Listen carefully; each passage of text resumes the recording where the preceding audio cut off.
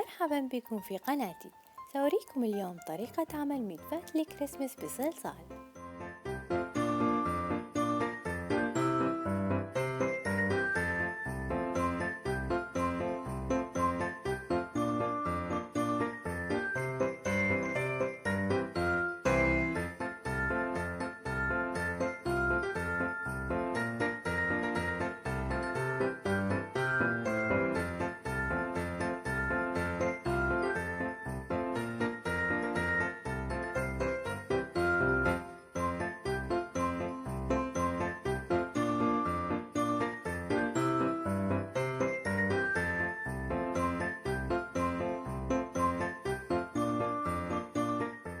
نستخدم أصغر رأس لعمل الشرائط في الإبرة المعدنية، ونقوم بعمل شريطين ثم نقص كلا منهما بالنصف.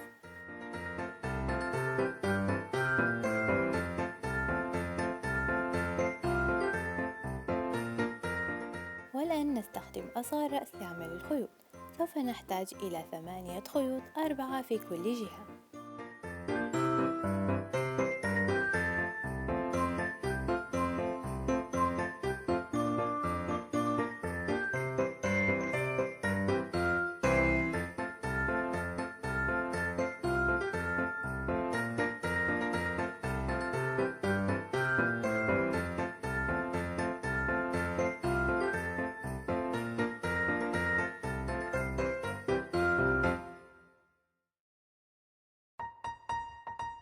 ندمج لون الكراميل مع الأصفر والأبيض للحصول على اللون الذهبي.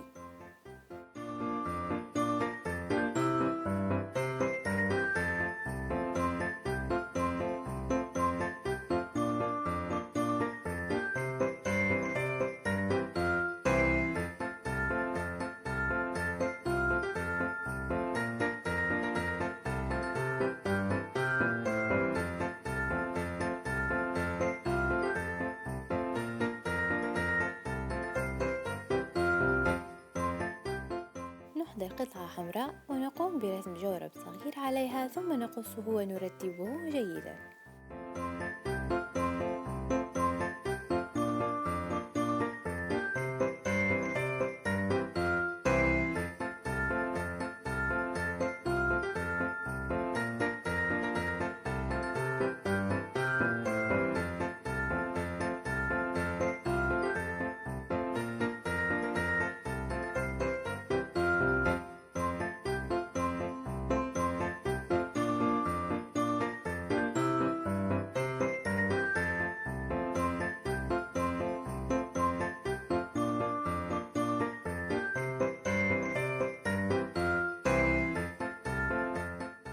لعمل الشريطة نحضر شريطين صغيرين باللون الأحمر.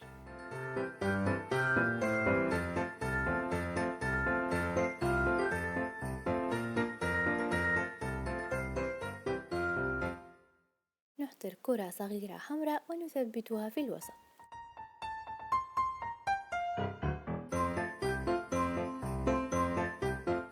نحضر 3 نقاط حمراء ونثبتها، ثم نكرر العملية مرتين. والآن نحضر عدة كرات ذهبية.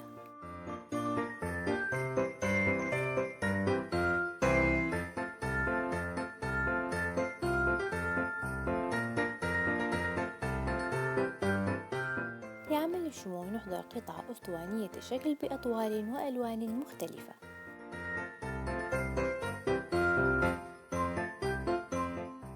نثبت خيط أسود صغير جدا على كل شمعة. نحضر لون أكريليك أسود وفرشاتين مختلفتين لتلوين الأجزاء الداخلية للمدفأة.